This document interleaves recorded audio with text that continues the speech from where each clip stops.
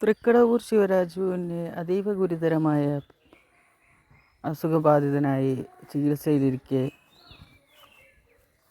ദേവസ്വം ബോർഡുകൾ പുറത്തേക്ക് എഴുന്നള്ളിക്കാൻ കൊണ്ടുവന്നതുമായി ബന്ധപ്പെട്ട് നാട്ടുകാർ തടയുകയുണ്ടായി. ഇതേ തുടർന്നുണ്ടായ ജനരോഷത്തിൻ്റെ ഭാഗമായി ഗവൺമെൻറ് തന്നെ ഒരു വെറ്റിനറി ടീമിനെ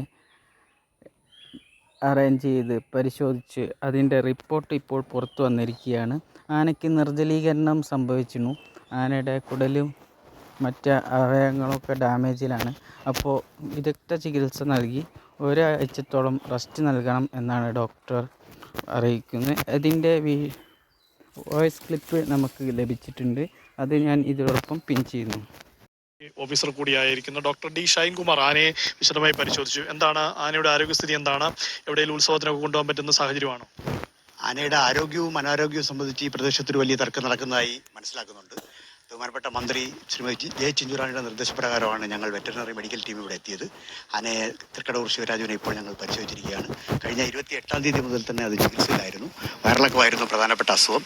അത് കാരണം ഒരു നിർജ്ജലീകരണം സംഭവിച്ചിട്ടുണ്ട്. അതുകൊണ്ട് ആനയ്ക്ക് ഉടൻ തന്നെ വളരെ ദീർഘദൂര യാത്രയ്ക്കൊക്കെ പറ്റുന്ന ഒരു ആരോഗ്യസ്ഥിതിയല്ല.